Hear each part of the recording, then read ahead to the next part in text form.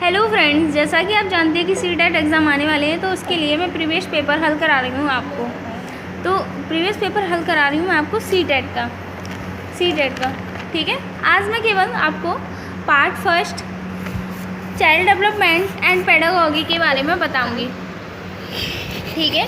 तो इसका first question है इसका जेंडर क्या है। तो जेंडर एक आर्थिक अवधारणा है, वो हो नहीं सकती। एक जैविक निर्धारक है, हो नहीं सकता। एक मनोवैज्ञानिक सत्ता है, नहीं हो सकती। एक सामाजिक संरचना है, जो कि समाज की रचना है। तो जेंडर समाज की संरचना है। तो फर्स्ट क्वेश्चन का ऑप्शन क्या होगा हमारा, फोर्थ सही हो जाएगा। अब सेकंड क्वेश्चन देखिए, निम्नलिखित में से कौन विकास की व्यापक आयामों की सही पहचान करता है। तो व्यापक आयामों की सही पहचान करता है, यानी कि क्रमबद्ध रूप से विकास हमारा किस आयामों के द्वारा हो सकता है। तो शारीरिक, संज्ञानात्मक, सामाजिक और संवेगात्मक, ठीक है। तो इसका हमारा सेकंड क्वेश्चन का सेकंड ऑप्शन हमारा सही हो जाएगा यहाँ पे। थर्ड ऑप्शन देखते हैं, बुद्धि के बारे में निम्नलिखित कथनों में से कौन सा सही है। बुद्धि के बारे में निम्नलिखित कथनों में से कौन सा सही है। तो यहाँ पर हमारा फर्स्ट ऑप्शन ही सही हो जाएगा, थर्ड का फर्स्ट ऑप्शन सही हो जाएगा। बुद्धि बहुआयामी है, जिसमें बुद्धि परीक्षणों के द्वारा पूर्ण रूप से परमीन न की जाने वाली कई योग्यताएं शामिल हैं, ठीक है। निम्नलिखित में से कौन प्राथमिक सामाजिकरण माध्यम है। तो हमारा जो प्राथमिक सामाजिकरण माध्यम होता है वो हमारा परिवार होता है, आप सभी जानते हैं। ना कि मीडिया होती है, विद्यालय होता है, सरकार होता है। जो भी हमें शिक्षा सबसे पहले मिलती है वो हमारे परिवार के ही द्वारा मिलती है, हमारी माता पिता भाई बहन इनके ही द्वारा मिलती है। तो इसका मतलब हमारा परिवार होता है प्राथमिक सामाजिकरण। तो हमारा फोर्थ क्वेश्चन का आंसर क्या हो जाएगा, हमारा सेकंड ऑप्शन सही हो जाएगा यहाँ पे। अब आप देखिए क्वेश्चन नंबर 5, जीन पियाजे के सिद्धांत का प्रमुख प्रस्ताव है कि बच्चों की सोच मात्रात्मक रूप में वयस्कों से भिन्न होती है। जीन पियाजे का सिद्धांत है कि बच्चों की सोच मात्रात्मक रूप से में वयस्कों से भिन्न होती है। यहाँ पर क्वेश्चन 5 में का चौथा ऑप्शन सही है, ठीक है। आगे देखिए, निम्नलिखित में से कौन सा पूर्व क्रियात्मक अवस्था काल के बच्चे को विशेषित करता है, ठीक है। यहाँ पे छठा क्वेश्चन है हमारा, निम्नलिखित में से कौन सा पूर्व क्रियात्मक अवस्था काल के बच्चे को विशेषित करता है। तो विचारों की अनुत्क्रमणितियाँ हमारी जो है वही क्रियात्मक अवस्था काल के बच्चे को विशेष करता है, ठीक है। तो छठा क्वेश्चन है जो उसका पहला ऑप्शन सही हो जाएगा यहाँ पे। अब आप देखिए 7वां क्वेश्चन, बच्चों और उनके अधिगम के संदर्भ में निम्नलिखित कथनों में से कौन सा सही है। तो बच्चों को अधिगम हेतु प्रेरित करने के लिए उन्हें पुरस्कृत दंडित करना होता है। हमें कभी हम पुरस्कार देकर उनको बताते हैं, समझाते हैं, प्रेरित करते हैं, कभी हम दंड देकर उनको समझाते हैं, ठीक है। तो इसी प्रकार हमारा 7वें का क्वेश्चन 7वें का हमारा फर्स्ट ऑप्शन सही होगा यहाँ पे। आगे देखिए हमारा क्वेश्चन 8वां, प्रगतिशील शिक्षा बच्चों को किस तरह से देखा जाता है। प्रगतिशील शिक्षा में बच्चों को किस तरह से देखा जाता है, सक्रिय अन्वेषकों के रूप में, यानी कि नए खोजकर्ता के रूप में देखा जाता है बच्चों को। तो 8वें का ऑप्शन हमारा यहाँ पे फोर्थ सही लगा, ठीक है। अब आगे देखिए, लेब वायगोत्स्की के अनुसार अधिगम क्या है। लेब वायगोत्स्की के अनुसार अधिगम एक सामाजिक गतिविधि है। तो यहाँ पे क्वेश्चन 9 का हमारा ऑप्शन सेकंड सही हो जाएगा, ठीक है। आगे बढ़ते हैं यहाँ पे देखते हैं क्वेश्चन नंबर 10, जीन पियाजे के अनुसार बच्चे ज्ञान को सक्रिय रूप से संरक्षित करते हैं जैसे जैसे वे दुनिया में व्यवहार कौशल का प्रयोग करते हैं तथा अन्वेषण करते हैं। तो यहाँ पे क्वेश्चन नंबर 10 का हमारा ऑप्शन सेकंड सही हो जाएगा। आगे देते हैं क्वेश्चन नंबर 11, चालक विकास की दर में व्यक्तिगत विविधताएं होती हैं, फिर भी चालक विकास का क्रम परिष्कृत चालक विकास और अपरिष्कृत चालक विकास यानी कि सूक्ष्म से स्थल तक है। तो यहाँ पे 11वें का हमारा क्वेश्चन नंबर 11वें का हमारा फर्स्ट ऑप्शन सही हो जाएगा, ठीक है। आगे देखिए वह अवधि जो वयस्कता के संक्रमण की पहल करती है उसे क्या कहते हैं? वह अवधि जो वयस्कता के संक्रमण की पहल करती है उसे क्या कहते हैं? किशोरावस्था कहते हैं। ठीक है, तो 12वें का हमारा ऑप्शन सेकंड सही हो जाएगा। आगे बढ़ते हैं 13वें का क्वेश्चन नंबर 13 देखिए आप। एक प्रारंभिक कक्षा कक्ष में एक बच्ची अपने साथ जो अनुभव लाती है उन्हें अस्वीकार तो हम किसी बच्चे को कर नहीं सकते, उपेक्षा उसकी कर नहीं सकते, ध्यान उस पर नहीं दे सकते, ऐसा तो कुछ भी नहीं है। उन्हें शामिल करके उनका संचय किसी भी संस्कृति का हो, किसी भी भाषा का हो, उसको हमें शामिल करना पड़ेगा, उसकी मातृभाषा को हमको स्वीकारना होगा। इसी प्रकार ये है प्रारंभिक कक्षा कक्ष में एक बच्ची अपने साथ जो अनुभव लाती है उन्हें शामिल कर उनका संचय करना चाहिए। तो 13 का क्वेश्चन का आंसर हो जाएगा हमारा फर्स्ट। ठीक है, फर्स्ट ऑप्शन सही हो जाएगा यहाँ पे। 14वां क्वेश्चन देखिए आप। एक बच्चा तर्क प्रस्तुत करता है कि हिंज को दवाई की चोरी नहीं करनी चाहिए, वह दवाई जो उसकी पत्नी की जान बचाने के लिए जरूरी है, क्योंकि यदि वह ऐसा करता है तो उसे पकड़ा जाएगा और जेल भेज दिया जाएगा। कॉलवेल के अनुसार वह बच्चा नैतिक समझ की किस अवस्था के अंतर्गत आता है? दंड एवं आज्ञा पालन अभिविन्यास के अंतर्गत। ठीक है, दंड एवं, क्योंकि वह चोरी करता है तो इसकी वजह से यहाँ पे दंड एवं आज्ञा पालन अभिविन्यास के लिए अभिविन्यास की अवस्था के अंतर्गत आएगा। तो 14वें का हमारा जो ऑप्शन सही होगा हमारा चौथा आंसर सही हो जाएगा यहाँ पे। आप देखिए आगे 15वां क्वेश्चन। मौखिक संवाद जो बच्चे अपने आप से करते हैं उन्हें लेब बायोगोस्की क्या कहते हैं? उन्हें लेब बायोगोस्की कहते हैं व्यक्तिगत वार्ता, व्यक्तिगत वार्ता। ठीक है, सॉरी यहाँ पे। ठीक है, आप देखिए क्वेश्चन नंबर 16।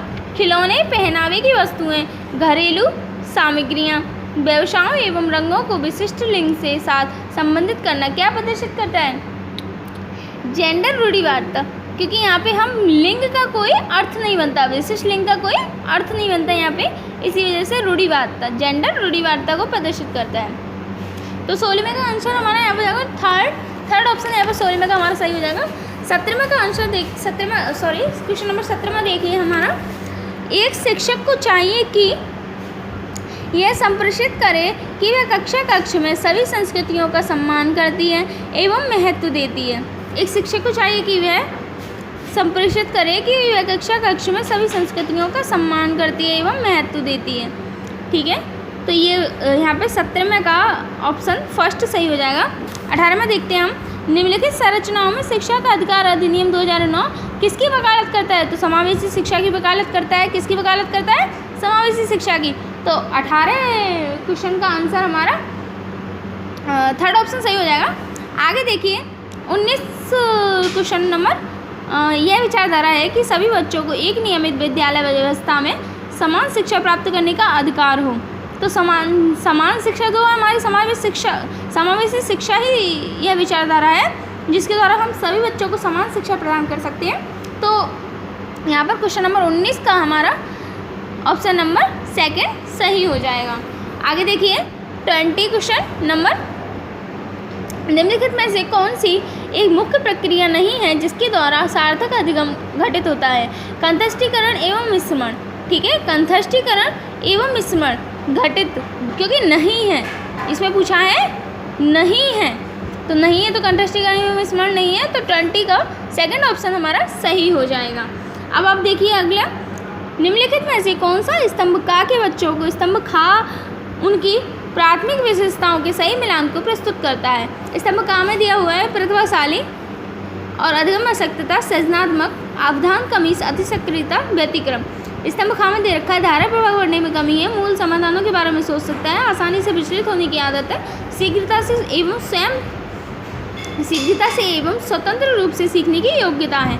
तो प्रतिभाशाली बच्चा जो होता है शीघ्रता से एवं स्वतंत्र रूप से सीखने की योग्यता रखता है। ठीक है, अधिगम आसक्तता जो होती है धारा प्रभाव पढ़ने में कमी होती है, मतलब पढ़ने में थोड़ी सी कमी होती है, बच्चे को कठिनाई आती है, वो उसको धारा प्रभाव पढ़ने में कमी है।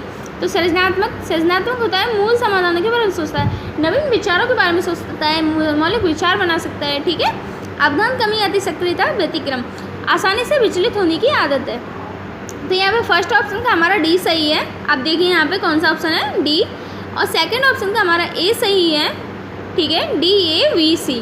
तो यहाँ पे हमारा थर्ड ऑप्शन सही हो जाएगा, 21 का थर्ड ऑप्शन सही है। 22 बच्चे प्रभावी रूप से सीखते हैं जब वे विभिन्न गतिविधियाँ एवं कार्यों में सक्रिय रूप से भाग लेते हैं। बच्चे प्रभावी रूप से कब सीखते हैं? जब वे गतिविधियों में, कार्यों में सक्रिय रूप से भाग लेंगे, प्रतियोगिताओं में भाग लेंगे, तभी तो बच्चे सीखेंगे कि आगे बढ़ेंगे। ठीक है, प्रेरित होते हैं जिससे कि बच्चे, तो इसलिए 22 का फर्स्ट ऑप्शन सही है। यहाँ पे बच्चों को कक्षा में प्रश्न पूछने से रोकना चाहिए? बिल्कुल नहीं रोकना चाहिए, उनको प्रेरित करना चाहिए।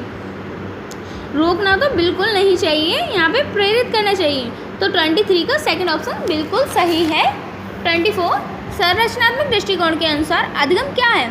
तो एक सक्रिय एवं सामाजिक प्रक्रिया है। संरचनात्मक दृष्टिकोण के अनुसार अधिगम एक सक्रिय एवं सामाजिक प्रक्रिया है। 24 का सेकंड ऑप्शन सही है। यहाँ पर आगे बढ़ते हैं। 25 जब शिक्षक को विद्यार्थियों एवं उनकी योग्यताओं के बारे में सकारात्मक विश्वास होता है तब विद्यार्थी सीखने के लिए उत्सुक एवं प्रेरित होते हैं। जब सकारात्मक विश्वास हो जाता है तब सीखने के लिए उत्सुक एवं प्रेरित होते हैं रहते हैं। 25 का क्या हो जाएगा? हमारा सेकंड ऑप्शन सही हो जाएगा। यहाँ पे बच्चों की गलतियाँ एक अधिगम का एक भाग होती हैं। उनके विचारों में एक अंतर्दृष्टि होती है। बच्चा जब तक गलती नहीं करेगा तब तक सीखेगा कैसे? इसी वजह से बच्चों की गलतियाँ एक अधिगम का एक भाग होती हैं। तो 26 का फोर्थ ऑप्शन हमारा सही है। यहाँ पे मूल्यांकन को 27 क्वेश्चन नंबर, मूल्यांकन को शिक्षण अधिगम प्रक्रिया का एक भाग होना चाहिए। किसका भाग होना चाहिए? शिक्षण अधिगम प्रक्रिया का एक भाग होना चाहिए। तो 27 का थर्ड ऑप्शन हमारा यहाँ पे सही हो जाता है। 28 नीचे लिखी हुई स्थिति किस सिद्धांत को दर्शाती है? जो विद्यार्थी अच्छा प्रदर्शन नहीं कर पाते हैं, वे महसूस करते हैं कि वे पर्याप्त रूप से अच्छे नहीं और हतोत्साहित महसूस करते हैं, तब उनमें बिना प्रयास के कार्य को आसानी से छोड़ देने की संभावना है। तो यहाँ पर संज्ञान एवं संवेग अलग नहीं है। यहाँ पर कोई भी संज्ञान एवं संवेग अलग अलग नहीं है, क्योंकि महसूस करना, ठीक है, प्रदर्शन करना, वो सब एक संवेग ही तो द्वारा कर रहा है। तो संज्ञान और संवेग कोई अलग अलग नहीं है यहाँ पर। तो 28 का हमारा सेकंड सही ऑप्शन हो जाएगा। 29 एक शिक्षक बच्चों को प्रभावी रूप से समस्या का समाधान करने में सक्षम बनने के लिए किस तरह से प्रोत्साहित कर सकती है? तो एक शिक्षक बच्चों को तभी प्रोत्साहित कर सकती है जब बच्चों को समस्या के बारे में सहजानुभूत अनुमान लगाने एवं बहुविकल्पों को देखने के लिए प्रोत्साहित कर देगी। मतलब बच्चों को समस्या के बारे में सहजता से अनुमान लगाने एवं बहुविकल्पों को देखने के लिए प्रोत्साहित करेगी। ठीक है, तो 29 का फर्स्ट ऑप्शन सही हो जाएगा। ठीक है, 30 ऑप्शन देखिए, 30 क्वेश्चन देखिए। वह विधियाँ जिनके प्रयोग में विद्यार्थियों की 100 पहल एवं प्रयास शामिल है, निम्न में से किसका उदाहरण है? वह विधियाँ जिनके प्रयोग में विद्यार्थियों की 100 पहल व प्रयास शामिल है, निम्न में से किसका उदाहरण है? अधिगमकर्ता एवं केंद्रित विधि का। तो 30 क्वेश्चन का हमारा ऑप्शन नंबर 4 सही हो जाएगा यहाँ पर। ठीक है, आज के लिए बस इतना ही। मैं आज आपको पार्ट फर्स्ट ही बताऊँगी, और आपको कोई समस्या आती है तो प्लीज़ हमें कमेंट करें और मेरा चैनल सब्सक्राइब करें, लाइक करें, कमेंट करें। और कोई भी समस्या आती है तो कमेंट में मुझे ज़रूर बताएं। Good evening friends.